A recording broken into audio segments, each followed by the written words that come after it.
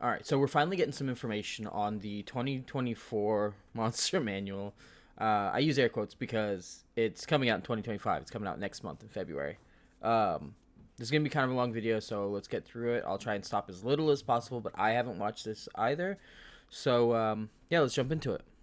We have the new core rule books, and this is the final of the new core rule books. It's the Monster Manual. Was my gateway into D&D as a kid, looking through the monsters, absorbing all this information over time. So tell me what's new in the new Monster Manual. Everything. Everything is new in some way, right. No. Because when the two of us embarked on reimagining this book of beasties, and I think it's true for the two of us that like monster books are our favorite D&D Oh, books. absolutely. No question. Yeah.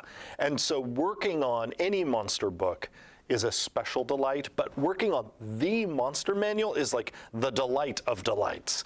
And we not only wanted to improve every monster that was returning from the 2014 Monster Manual, but also add many new critters. And that combination of things has led to us creating a book that has over 500 stat blocks in it, making this the biggest Monster Manual D&D has ever had. Good.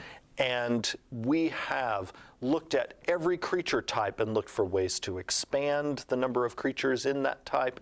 We've looked at high challenge ratings and seen how can we make those creatures more dangerous. And we've looked at all the creatures before that to see are there ways that we can make them more fun, add new surprises, make how they function smoother than they were before, and a whole lot more. Was there something that stood out that you were really proud of, or that was really exciting to like revisit and revamp? Well, for me, one of the most exciting opportunities for the book is to really make this feel like a Dungeons & Dragons monster manual. And that's going to sound a little weird because there's been numerous Dungeons & Dragons monster manuals, but this is a book that's really rooted in showing you how these monsters exist in the worlds of Dungeons & Dragons. So as much as we've put so much effort into the reorganization, the new rules, streamlining and revising some of the narrative text, but right down to the art, you're going to open up this book and you're going to see the worlds of D&D and the monsters of D&D in those settings doing what they do. I don't think that there's a single monster in this book that's just, here's a critter floating in white space. Yeah. They're all in these worlds doing the things that make them exciting. We don't want to show you just here in the abstract as a creature. I want to show you the monster, the like rust monster, actually doing what it does, actually dissolving weapons and armor. What does that look like? So you can take a look at this and you can see the adventures that you can then have unfold at your table. Yeah, none of these monsters are without context. And like you said, in every edition previous, the monsters were static. This was like, here's a picture. Like, oh. So it's cool that all the monsters are going to get their own individual picture by the sounds of it. None of them were static, in my opinion, because they all had like lore blocks on them, which was really cool. But it's cool to get a picture to see things, so that way you don't have to try and think of how something's gonna look if they're already doing it in the picture. And that's neat. Like the rust monster, that's cool. A little unnecessary, make the book a little bit bigger, but as long as they're not charging people even more just because the book's a little bit bigger, I'm all here for it. Almost like a wanted poster of the monster, and this is the monster in action, which is very helpful for new and old dungeon masters. Because we wanted the art itself to inspire DMs, to get them thinking about how they could use these monsters in their stories. I think the monsters themselves are inspiring. I mean, I know going back to the first edition Monster Manual, those illustrations inspired my childhood imagination and continue to inspire me to this day. But we wanted to bring more so that, that rust monster, you actually see it rusting something. The beholder, you see it using its eye rays and seeing the dread consequences of those rays' use. You see in many cases like the awesome scale of the ancient dragons. That's you really see cool. when it comes to some of the new titanic creatures, just how gigantic they are. I think the Tarrasque image that we have in this book, better than ever before, shows just how That's cool. gigantic and terrifying that monster is. And then to accompany that, every monster now, its description begins with the section that tells you the environment where you're most likely to meet the monster, to the old help one did that. DMs as they are sort of thinking about the map of their campaign and where they might want to place different monsters. They can see right away, oh, I'm most likely to have a... All right, so that's not really anything new. It's cool. Don't get me wrong, it's cool. And if they're gonna be a little bit more in depth with it, that's great too. I like how there's Birds of Paradise for Magic the Gathering right there. Anyway, that's really cool. It is. It's not really anything new. Most of the monsters, maybe even all of them, I'd have to go back and double check. But most of the monsters in the monster manual before said the terrain that they prefer to live in. So it's not really a new feature, but it is still really, really cool, and it will definitely help out new DMs. creature like this appear in a forest, for instance. We also now have default treasure for all of the monsters That's cool. in the book, That's or good. we tell you this monster just doesn't have loot. Every and monster that has too loot if is you're there brave to enough. help DMs not just run the monster in battle or in a diplomatic encounter, but also really ground the monster even more in their adventures and in their worlds. Was there a particular monster that stood out, or a couple of monsters that just can easily come to mind where you're like, yes, we have enhanced this. This is going to be a far more dramatic, combative experience running into this monster? It's hard to pick any one or any group because there are improvements across the board. But I think a great example family of monsters are the ancient dragons. I mentioned that we made sure in the art that the ancient dragons really show off how majestic and terrifying they can be, or protective in the case of the metallic dragons. But also in the stat blocks, people are going to find that not only are these dragons way more resilient than they ever were before with the number of hit points they have, but also these dragons are going to bring hurt more than they ever did before, and also have more tactical texture than they had before. We took a number of gameplay elements that used to exist outside the stat block in things like lair actions and moved those into the stat block itself to not only make the DM's life easier by having everything they need to know on running the creature right in front of them in the stat block, but also this was a chance for us to bring in new abilities. So for example, we in the past have said ancient dragons typically are spellcasters, but that existed as an option, often a sidebar, in the 2014 Monster Manual. This time you're going to see that, with the exception of, I think, the ancient white dragon, who's like just maybe starting to learn what a spell is. Maybe another few thousand years. Yes. The rest of the ancient dragons, they're now spellcasters. And so in addition to their usual physical menace, with their claws and their tail and their great maws and their breath weapons, they also now have spells they're casting. And that change is going to transform how those creatures feel in battle. There's also an under the hood thing that we did, not only with the ancient dragons, but with all of our legendary creatures. And that is, as we retuned all of our legendary creatures, we ensured that no matter what pathway the DM takes through that monster using the legendary actions, the monster is going to stay on CR. This is significant because a decade ago, the way we calculated CR was focused on, if the DM chooses the most powerful option every round, here is the monster's CR. Well, many of us as DMs found that sometimes we don't want to choose the most deadly option every round. What he's saying is, the CR has been something that most DMs would just kind of ignore because it was inaccurate as far as an actual combat rating goes. Because it's worthless. It was a joke. A lot of time, a lot of DMs would just take monsters that would fit with the setting. I know I'm guilty of this, and either making them significantly weaker or making them significantly stronger. I once had a bunch of adventurers go into like a haunted forest and filled it with twig blights, which is combat rating of 1/2, I believe, one or 1/2.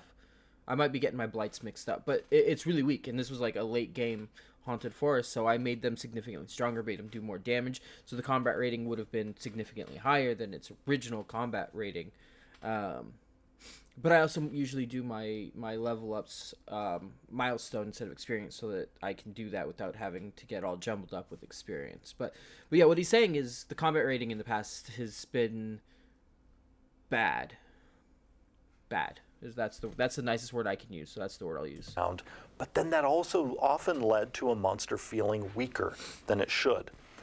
We have now changed our entire methodology so that when the monster, it says it's CR, like for instance for a legendary creature, no matter which sequence of legendary actions you pick, that monster is still going to be on CR, which is going to actually have a cumulative effect of making these monsters seem more terrifying, because there will not be those drop-offs that people had before of, well, I chose this option and wow, that monster felt way weaker, whereas the other DM never chose that option, they chose the other one and the monster felt much stronger.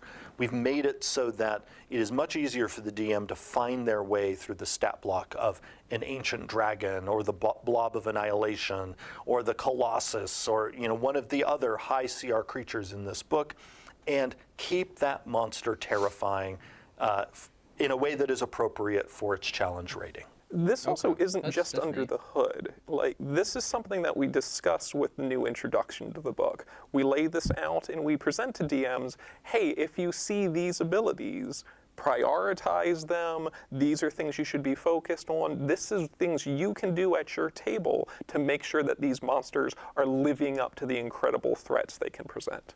Yeah, because the introduction has a section that the 2014 Monster Manual didn't have, which is advice on running a monster. Yes. And it walks you through those pieces of, like, if you're as a DM, you're stumped on what the monster should do, we put in, always look for the following abilities and prioritize using them if your goal is bringing the hurt. Now, of course, in some scenarios, the monster's maybe a potential friend, and so DMs still have the freedom to have a monster be far less threatening, but we also wanted to make it far easier for a DM to bring the thrills and the terror when that's appropriate for their campaign. It's hard to choose from this much art because it's all new art. It's weird, the monsters I probably didn't gravitate towards before, but now I do. Like the Marrow is terrifying. That art is just horrific. That is the scariest merman I've ever seen. I know it's not merman, but no, there's just a lot of examples of monsters maybe I wasn't inspired to use, where the art is now inspiring me. I would love to hear you talk about that a little bit. I mean, a lot of it feels like someone took a photo in the middle of a movie scene of what happened. And that's very intentional. Like, throughout the course of ordering art for the Monster Manual, we wanted to make sure that you were getting experiences that you can only get from Dungeons & Dragons. So many of the monsters that are in the Monster Manual come from mythology. You've seen them at this point, since fantasy media is so pervasive, you've seen these monsters before. We're not surprising you with, oh, and this monster's called an ogre. Yeah. Like, you've got ogres. But let's see something now with, like, what does the monster actually do? And what does it do that's exciting in a D&D context? So, for example, I'm thinking of a piece like The Spectre, where the Spectre is this pretty basic spooky ghost monster. There's lots of spooky ghost monsters, but the Spectre has a specific vulnerability where it's repelled by sunlight. And in that piece of art, you can see that the cleric in the image is surrounded by the sun, like a sun-like spell, that the specter isn't able to encroach on them. There's dozens of instances like this, even with something like the Mimic, where the Mimic, we've seen the Mimic be a treasure chest dozens of times, even outside of D&D and in other media. We wanted to present, here's all the things that mimics could be, and show a room that an adventurer is stumbling into where, geez, like everything in that room is a mimic. You can see like the little faces on it. And those are just a few instances of, we wanted to have these be examples of not just experiences that you can only get with D&D, but to inspire you to, as the DM, to be like, oh, I'd never thought of a mimic maybe being a throne or being this other type of treasure. And now you can use that content as a springboard to your own adventures. One of the things I love on the Mimic page and in so many of the other parts of the book is where you added those tables that are there to inspire the DM to think of, like for the Mimic, it's a list of tables or lists. It's a list of, here are things the Mimic could be, or so many other monsters where it's like, here are things that might motivate this monster, or the different forms another So here's the thing I love about all this great new art is it's going to help new DMs to describe the monster. If you're not playing with miniatures, which a lot of people don't, I don't always have miniatures, and I'm not always playing online, so I don't always have anything to be like, oh, here's the monster, right? Seeing such a fantastic and detailed picture of each individual monster will make it a little bit easier for the new DMs and older DMs to better describe the monster when they're looking at it, so they can imagine what it looks like and try and figure out what it is, how they want to go about fighting it. And I can't believe they didn't touch on that, because that is such a great point for all this fantastic new art. And it's like, yeah, a lot of these monsters are mythological monsters, so we know what they look like, but we don't. And D&D changes a lot of them. So this new art's going to be fantastic for a number of reasons, and that is one of my favorite reasons. Monster could take.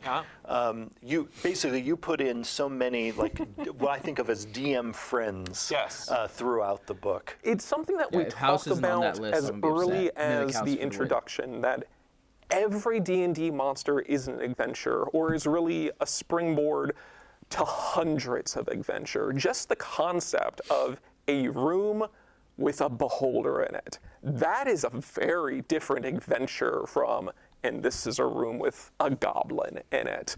And as soon as you see these monsters and you start imagining, all right, what sort of environment is a beholder in? What is it doing? What's its philosophies? What's its motivations?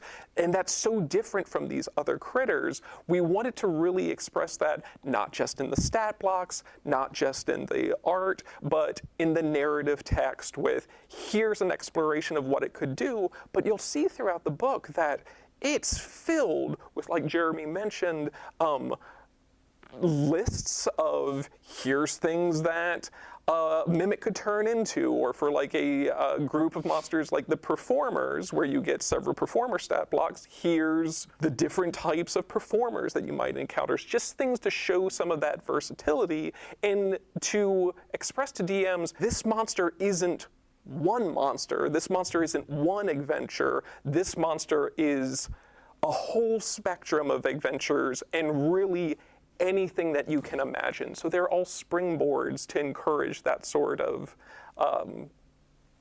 imagination, that sort of world building, and doing the things with the monsters that a DM wants to do at their table, not just locking it into one thing. That's our version. And that speaks so much to how people actually use the monster manual, is you flip through it and you think of an adventure. You start to daydream. It's a lot of daydreaming fodder when you're flipping through the book, and so you're just giving more tools for that. And in many cases, we wanted to back off on some of the like deep lore elements. Right. We don't want DMs to feel like they need to have taken another class or that they've missed something in learning about this monsters. We wanted to express, here's the basic overview, and in many cases, here's something that they focus on, here's how to use them tactically, here's something interesting they can do in battle, but then these are also interesting elements that are unique to them that you might be able to express in a spectrum of different ways. I'm thinking of the animated objects, for example. Yeah. Also includes a table of just why is this object animated? Yeah. And then it's like, maybe it's Fey trickery that did it. Maybe a wizard created it. Maybe the things are possessed or something. Every one of those possibilities, that's a completely different story. The story that is the sword is possessed and the sword is being manipulated by a mischievous sprite, completely different adventures. And you mentioned before, we've got a series of humanoids. We've always, wanted to be able to what are the stats of a bandit? What are the stats of a standard druid? And now we have that in this. And we had the NPC appendix in the 2014 Player's Handbook, and so those NPCs are returning. But yeah, we wanted to have them return with many companions, and so we added performers, we've added pirates, we've added more in even the existing groups. We've added more options. So now there are more cultist variants, there are more priest variants, there are more mage variants, and so on and so forth, because we know how much DMs use that NPC section. I mean, heck, I as a DM used the NPC section of the 2014 Monster Manual more than any other part of that book. So even we, just as dungeon masters, wanted even more NPC options in the book. And so that means people are going to get to see a whole bunch of new NPC stat blocks. They're going to get to see the old ones enhanced in a variety of ways. And all of these will just give the DM even more pre-built material to incorporate into adventures and campaigns of their own creation. Good. So you talked about mechanics for high level. Were there some instances at lower level monsters and mid-level monsters that really stuck out to you? One of our goals throughout has been, let's make everything run smoother as much as we can, make sure the numbers are the best they can be to deliver the play experience people expect for each particular monster, and also see where we can incorporate some new surprises. So you're going to see, particularly at very low CR, often the main change will be like a number got adjusted slightly, or there's a new ability that replaces an old ability. But it's as you go up in CR, because it tends to be that as you go up in CR, the monsters end up having more moving parts. That's where you will see more and more new things. Here's one example. When you get to the vampire section, and Wes and I are both vampire fans, and so we all shocked. I think it's a D&D thing, given that Curse of Strahd is everyone. This is going to be an unpopular opinion, but in my opinion, vampires are a very vastly overused trope in Dungeons and Dragons, and with the exception of Curse of Strahd, I don't touch them. I see them as a plague that needs to be ignored for a little while. They're cool in a fantasy setting. They're cool, but they're so overused. There's so much other things that you can do instead that people just ignore because vampires are safe. Everybody loves vampires. They're vampires. They're sleek. They're sexy. They're cool. They're boring to me. They're boring. That's, like I said, that's going to be an unpopular opinion, but it's mine, and I stand by it. In this video is wearing black. Yes, we're all wearing black. So not only are there more vampires, than before. Sure, That's it. that was necessary. Many of our monster families have expanded, and so we not only have a new lower CR option in the vampire section, but then we also have a new higher CR option and another new option in between. So we have, I think, 3 brand new vampires, but then the 2 we had before, the vampire spawn and the vampire itself, have also been enhanced. And people will probably first experience this facing the vampire spawn. Because the vampire spawn in our adventures is typically the type of vampire people experience earliest in their adventuring careers, and usually experience them in larger numbers than, say, a full-fledged vampire. And what people will see right away is some familiar things and how a vampire spawn works. And I loved having this experience recently at 2 different conventions where I ran the new vampire spawn, and the vampire spawn, as the characters were fighting, suddenly just slipped away out of melee without provoking opportunity attacks, and while still having the whole rest of their turn. And the players at my tables who fought vampire spawn over the last 10 years in 5th edition were like, wait, what did it just do? And that is one of the new abilities that the vampire spawn have, and you will see a variant of it in most of the vampires. And that was part of us really wanting to enhance the fact that vampires are extremely difficult to pin down. They are, they have this deathless agility. Part of their whole shtick of what makes them terrifying is they're very difficult to defeat. And so we wanted to take this element and add it into the vampires. They don't all do it the same way. The vampire spawn might just be able to disengage easily. But one of the other newer vampires is able to actually fly around in the middle of battle without turning into a bat to do so. And That's so if people thought vampires were tricksy before, well, now they're even more tricksy. Of course. And another example of a family of monsters that we not only expanded, but that now has some new things to experience in it, is goblins. Goblins, one of the most used monster families. We have added a new spellcasting option. It's actually a return from 4th edition. In 4th edition we had, it was one of my favorite monsters in 4th edition, oddly, which was the Goblin Hexer. And so we brought the Goblin Hexer in because we wanted in this collection of goblin stat blocks to have one focused on using tricksy magic. But then we also added a lower CR goblin because we realized sometimes DMs just want goblins in really high volume, and the regular goblin that we have can often serve that role, but we wanted one that was even lower CR, and it's called, appropriately enough, the Goblin Minion, where just truckloads of them can be unleashed into a battle. And then we looked at that whole family where we had the Goblin Warrior from before. We also had the sort of boss goblin.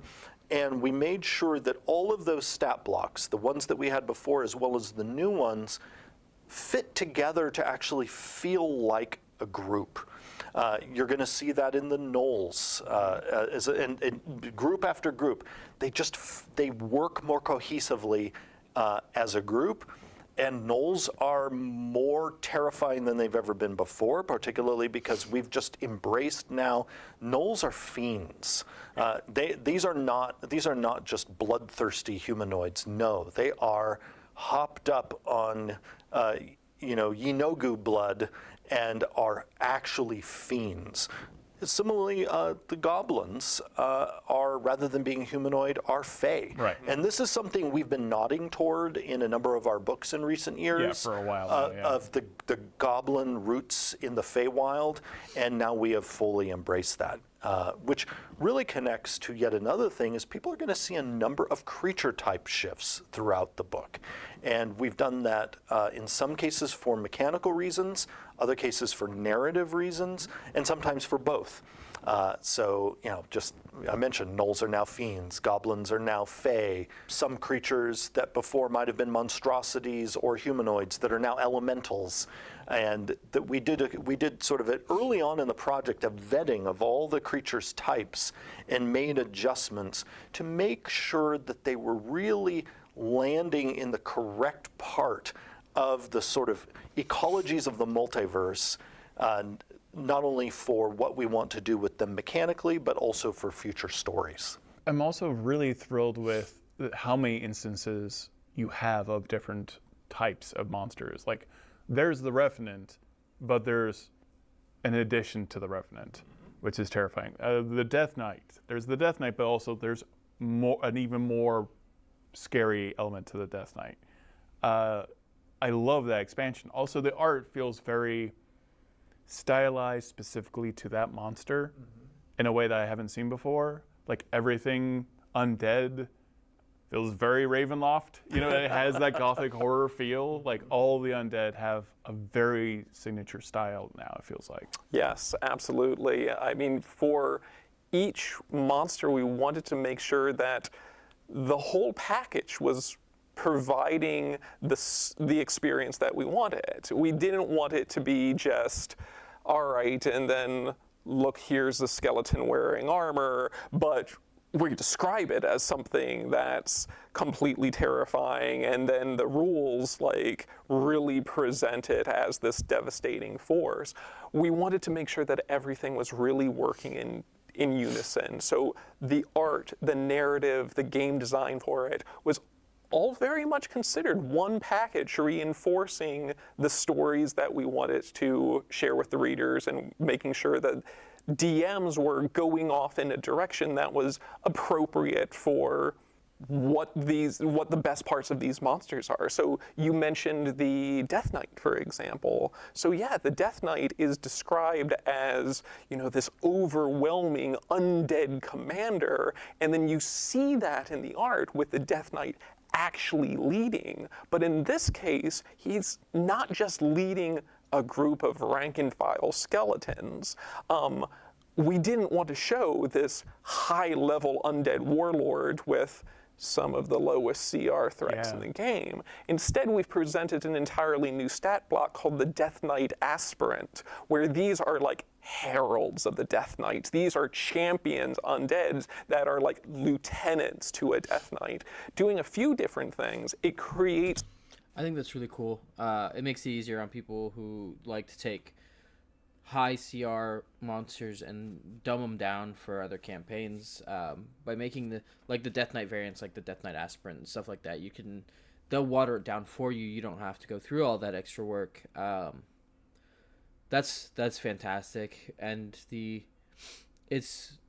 makes it easier from a lore standpoint to write a campaign and add these things in without having to worry about accidentally killing your entire table off, because we don't want to do that. The whole point is to tell this rich and wonderful story that everyone at the table isn't going to enjoy, and nobody's going to enjoy it if they're all constantly dying. So this is fantastic. I love it. It's the potential for a more unified encounter experience where now you've got a Death Knight with other higher level minions that it can be presented with, but then it also allows you to have your Death Knight experience at lower levels with the Aspirant. Yeah, exactly. There's so many monsters where it's like, I'd love to include a Lich in this adventure. We are level 1. Yeah. So having some of these additional options, in some cases higher levels, in some cases lower levels, allows you to get more of these iconic D&D monsters more in your game, sometimes earlier, sometimes later, but increasing the utility overall. Yeah, because you want to feel like it'd be great to feel like you're thwarting the plans of a Death Knight earlier on, Yes. and not just be skeletons. But then you're also making the Death Knight way more scary by having an entourage. Exactly. And this has just been part about Death Knight culture in D&D anyways, like all the way down to Lord Soth, he has his 13 knights, things like that. That's just, you don't often imagine Death Knights by themselves now. Exactly. There's even an example of one called a Gas Gravecaller, which is presented as just a new spellcasting ghast. But we even present it in the art with like the Lich, just to suggest like, if you want to have either a monster that is appropriate to be used with a Lich to like be its apprentices, or if you want to have that Lich-like experience earlier on, here you've got this lower level undead spellcaster that you can explore that with. What does it feel to have completed the new core rule books, all 3? I'm still internalizing that because we've been working on these books for years. Yeah. Literally multiple years, and to have it done, it's still sinking in. Yeah. But Knowing Woods of the Coast is probably scary because they're going to feel like they might lose their jobs. Oh, low blow at WotC. it's a great feeling. It was wonderful to get to end with the monster manual because, again, for me, a monster book is like dessert. Yeah. The monster manual also, in many ways, is a culmination of things that people saw in the new Player's Handbook and the new Dungeon Master's Guide, because the monster manual relies on many of the rules enhancements in the Player's Handbook. It relies on the thinking we had in the Dungeon Master's Guide about making DMs' lives easier. Yeah. And so you get to the Monster Manual, and this is all about taking rules elements from the Player's Handbook, mixing it with our make DM's life easier philosophy from the DMG to make this host of monsters that are there to inspire, to be fun at the table, to surprise players, to feature elements of the rules that are new in the new versions of the core books. Like there are more monsters now that make use of the fact that the game has the term bloodied back. Yep. So you're going to find monsters that have things triggering. As the term bloodied back. I don't know a single DM that stopped using bloodied just because it wasn't in the book anymore. That is the easiest way to give your players hope in a very difficult combat encounter. So in most DMs' minds, bloodied never left our vocabulary because it is one of the most useful terms you could ever use in combat. So I don't know what he's talking about here. I don't know what he's talking about here because it didn't leave most dungeon masters' vocabulary. Within their stat blocks when they're bloodied. You're going to, see exhaustion used in ways that it hasn't been used before because the condition was redesigned and now we can use it in certain ways that we were hesitant to use in the past. And just on and on, you'll see monsters, even now some of our spellcasting monsters, able to cast some of the new spells in the 2024 Player's Handbook. Because when we designed those new spells in the Player's Handbook, they weren't just for our player characters. We also had one of our eyes on the monster manual, knowing some of our monsters are going to want to be able to cast these spells. And so all of it, you're going to see that the monster manual truly is the culmination of the core book revision that we've done in part to simply celebrate 50 years of D&D. And now you get to see how all 3 of these books work in unison now. Yes. Absolutely. You're also going to see many of the innovations that were originally presented in the Player's Handbook really take form here, fulfilling on the promise of things like some of the new stat block formats that we presented at the end of the player's handbook, with like those usable creatures like, you know, just the imps and a lot of the animal companions back there. Well, now you're going to see a whole book where the stat blocks are so much more inviting, so much more usable. The organization is so much crisper. We've spent a lot of times really making sure that wordings are tight and concise, that the gameplay experience is really at the forefront of so much of our design to make sure that a DM can look at these stat blocks, make a choice or two, and run an interesting encounter. It's all been designed with playability being front of mind, and we want to make sure that like the experience of using the monsters of this book is easy, inviting, and exciting. And because in some ways our team has the philosophy of anything worth doing is worth overdoing, we didn't just bring all of that to what was already there, but we added over 80 more monsters. Is that all? Right. And it was funny toward the end. I was even joking a few times because it's not nothing adding over 80 monsters to the monster manual. I kept joking like, who decided to do this? It's my fault.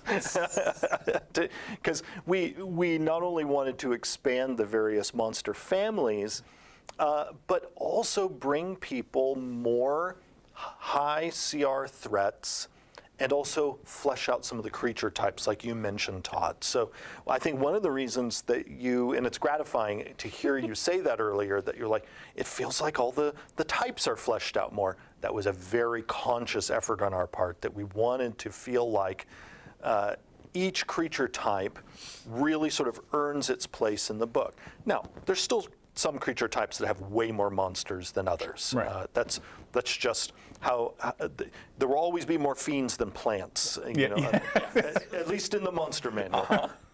But we wanted to make sure that in each of these types, a DM felt like there were more toys to play with, and more toys to play with at a variety of levels of play. And we've talked before in some videos about the number of new high CR threats in this book. Yeah, that's the thing I'm very much in love with, because now I also feel, as a dungeon master, you've given me the stat blocks for my big bad. Yes. Like my end of campaign villain, whether it's an archhag or the Blob of Annihilation, this doomsday level threat. I feel like I have the stat blocks for that now, for the first time. And that was our goal. We wanted a DM to be able to look through the book and essentially have a menu of options for what is the big bad at the end of this campaign. Before, you had some great options in like the dragon category, Yeah. the undead category, and the fiend category. That was kind of it. And so now we made sure that you have an option in, heck, even the construct category, in the celestial category, in the ooze category, in the fae category, and so on and so forth. And part of it also, just from a world building standpoint, we wanted the Tarrasque to have some fighting buddies, because we like imagine, you know, these like monster mashups, and and we just thought there can't just be one kaiju. There's got to be more. And so there are definitely more now. And the Tarrasque. I think it's great that they brought in some new potential BBEGs for all the categories. That was something that was severely lacking, but it was really easy to work around. You could easily just take another monster that you like that was mid to high CR, alter it slightly, give it a name, some magic items, some legendary abilities, and boom, there's your BBEG. But that is a lot more work than I think a new DM would be comfortable with. So putting in this new stuff is definitely great. I'm looking forward to seeing how players are going to try and find some way to cheese these new giant monsters, high CR legendary monsters. People try and cheese the Tarrasque in stupid ways that, in my opinion, wouldn't work even with rules as written. But They're fun, I guess. Tarrasque is still absolutely the king of the ring. Like, it's the highest CR critter in there. But, like, setting up an entire campaign where the DM has in the back of their head is like, but the last adventure is the cultists are going to unleash this ancient colossus, and it's going to go stamping around with like the power of like an ancient god destroying things.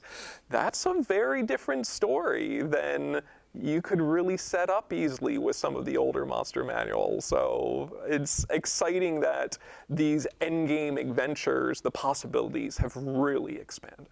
And we did make sure that, the Tarrasque up there at the top, even the Tarrasque has new surprises. Yes. So fun. anyone who, whether they played their way to 20th level and faced the Tarrasque, or as many of us have done, just have a 20th level one shot just to fight a Tarrasque. People who fought it before are going to be surprised. So some of the old tactics of, we just stay here at far range and pink, at it, and it can't do anything back at us. Try it. Yeah, try it. Try it and find out. Yeah, that didn't work before. That was one of the things I was talking about with cheesing the Tarrasque that I don't think works. It doesn't work. That hasn't worked before. People like, oh, well, I'll play an Aarakocra, and at level 1 Aarakocra, I can beat a Tarrasque because I can just fly out of its range. Here's the thing. It can throw shit. It's got 26 strength. You think for a second it can't throw a building at you, hit a building up at you, and kill you in one hit? You're wrong. The range has been the safest bet, but still not safe. There's no such thing as safe against a monster that's the size of a city. It's just not. So, but hey, teach their own. That works great. You should do it. The Tarrasque has a whole new kit of abilities that it did not have before. Partly, not only to keep long-time players on their toes, which was something that was on our minds throughout this book. We wanted people who've even been playing, since the 2014 books came out till now. We want them to face surprises in this book. And also just to keep things fresh, so that even if it's a creature you've fought, 20 times in the last 10 years, in many cases you're going to find something new. That's going to require some new tactical thinking to get around what the monster is doing.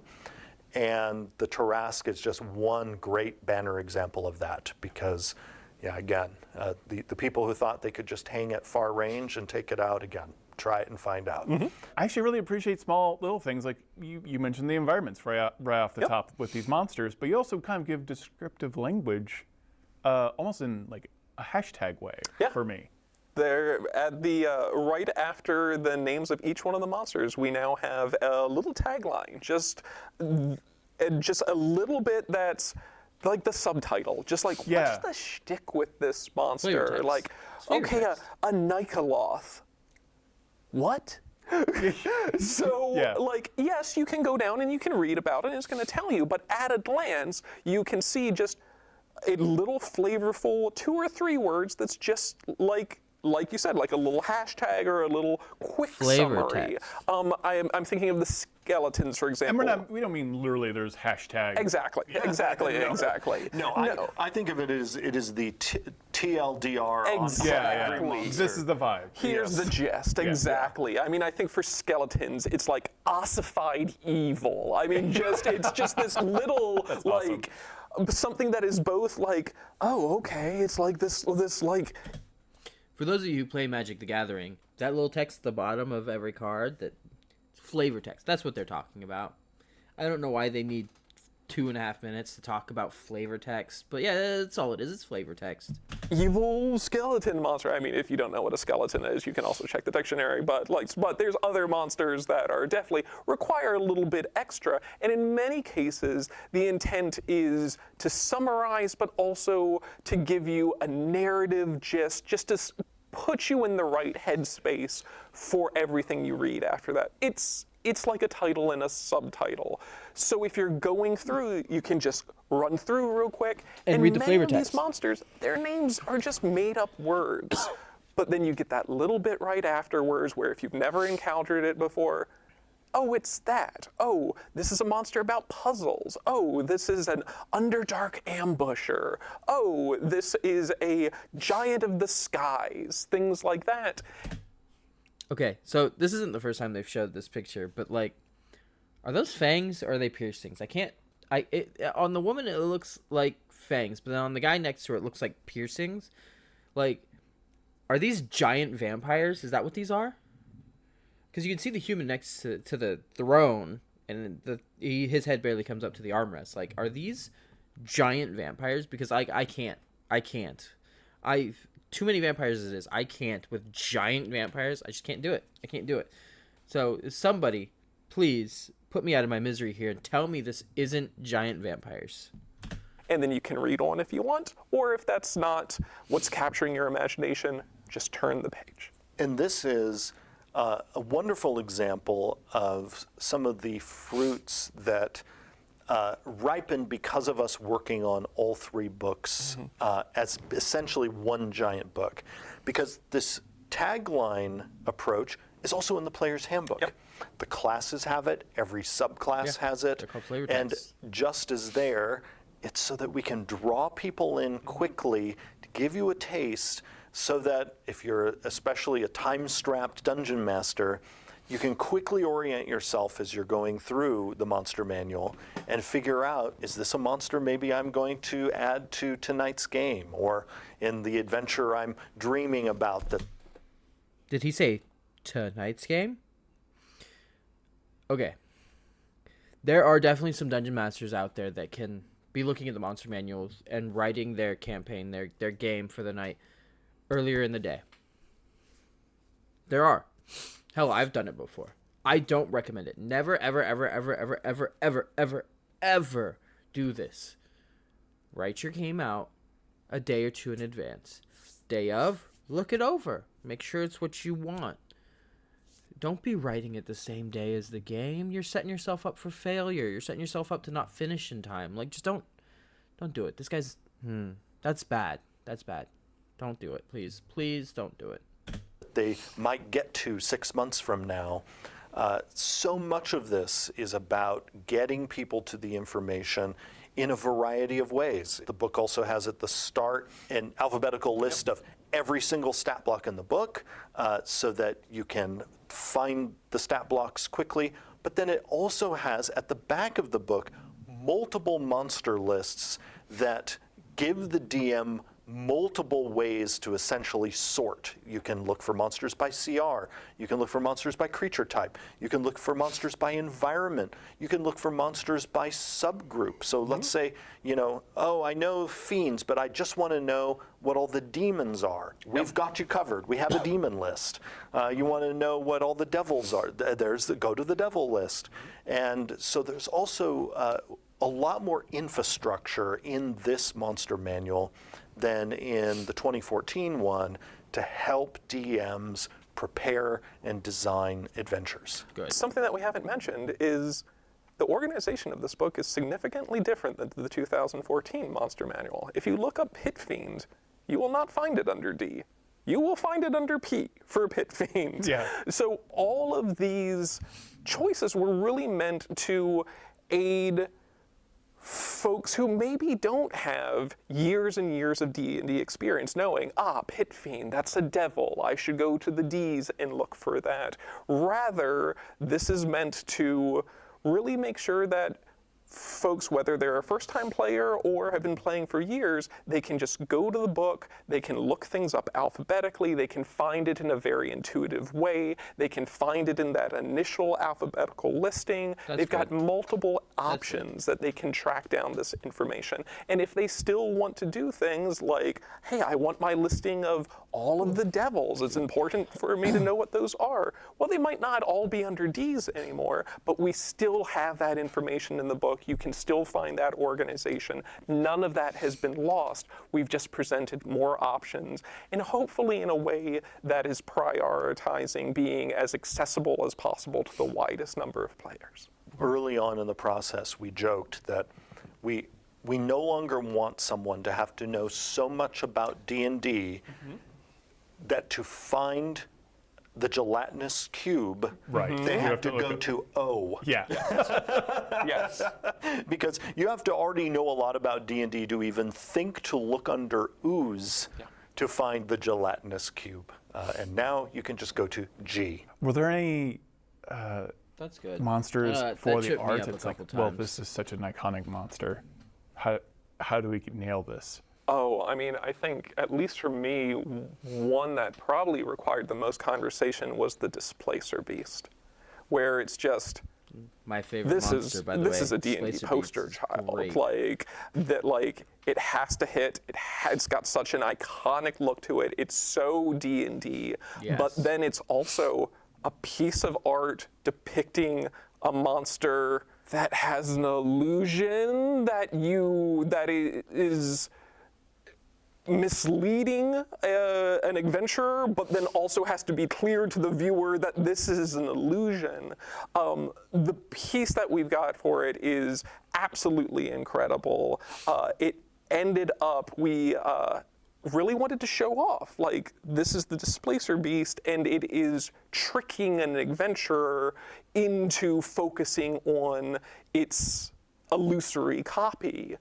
So even when you look at the piece, it takes a second glance to really figure out which one of the two Displacer Beasts that you're seeing in the piece is actually the fake. And you can see that the archer in that piece is focusing on a Displacer Beast that looks very convincing, but if you really look at it, you can see these like wispy magical effects that are a telltale sign that it's actually the double. And then behind the adventurer, you can see that the real Displacer Beast is ready to pounce. That was a tricky one. And we talked about this before, but like every piece of art feels like a story hook, or like we showed up in the middle of a story, and that gives it kind of a storybook flavor in some weird way. Like every page, I'm like, oh, that's something that happened. You know, every dragon got a glow up in terms of its design, which And now there's wormlings. yes, Yeah. Art. All of the wormlings, the young dragons, the adults, the ancients. You can see the dragons sort of over their lifespans in the different illustrations. You can see some monsters, their appearance is very similar to what you saw in 2014, and then in others it's been reimagined in a variety of ways.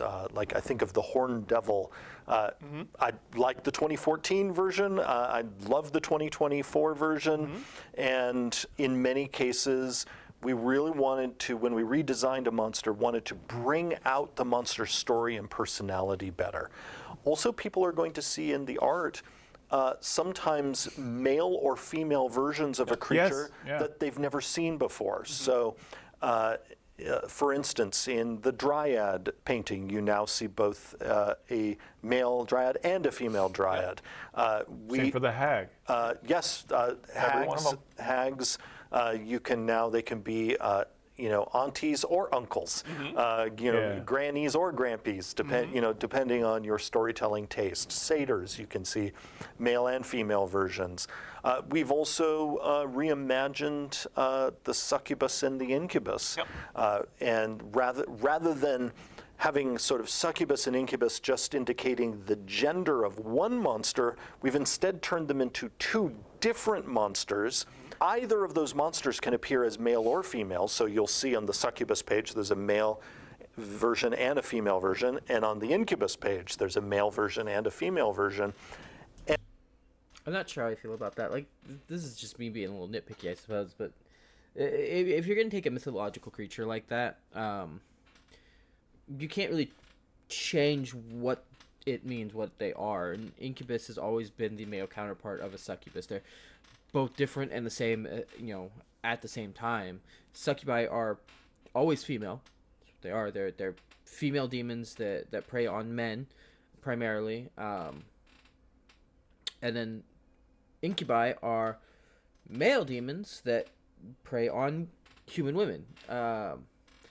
That's just what they are. So Like, what's the point of having mythological creatures if you're not gonna, follow the myth on them, right? I don't know. Like I said, I guess I'm just being nitpicky again. And what we decided to do is sort of delve into the folklore for this creature, where the succubus is the No, you one you ignored the sort of folklore. meet in the material plane, and the incubus is the one who haunts your dreams. And the succubus can turn into an incubus, and the incubus can turn into a succubus. So there are all sorts of new, not only gameplay experiences for people to get to enjoy in their game, but also new story possibilities because of some of the reimagining we've done with creatures, and just the succubus and the incubus are just one of many examples. And this is another good example, just like all the undead art feels like it's coming pure, terrifying gothic horror. The devils and the demons are ultra metal this time. Which was Not they very- weren't metal before, but and that was the bone very- devil is terrifying. And that was intentional. Yeah, that art style is just aggressive. Yeah.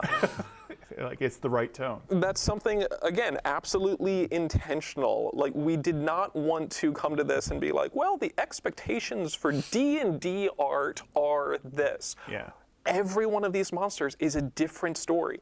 D&D can be so many different stories. We wanted to put that front and center with the spectrum of monsters here, really reflect the spectrum of different stories that you can tell, and that's conveyed by all of the different styles. So you'll see some really menacing stuff in here, some like absolutely metal pieces like you were expecting, but there's also some pieces that Adorable. are freaking adorable.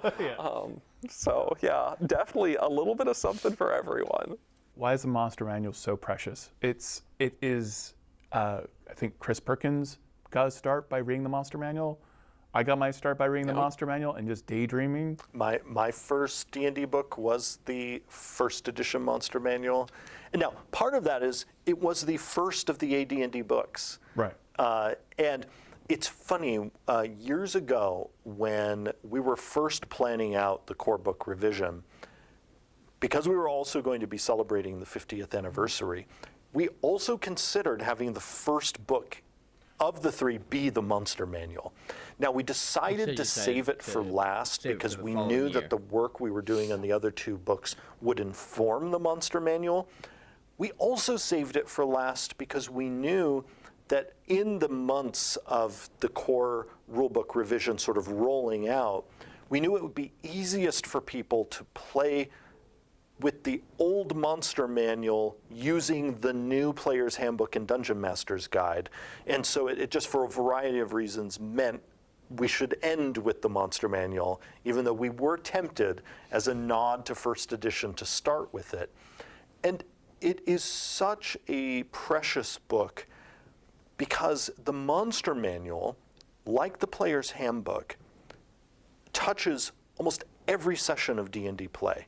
Because just as players are using character abilities and spells and equipment from the Player's Handbook every single session of play, the Dungeon Master is using creatures from the monster manual in almost every single session of play, except for cases where they're using monsters of their own creation or monsters from another book, like Monsters of the Multiverse.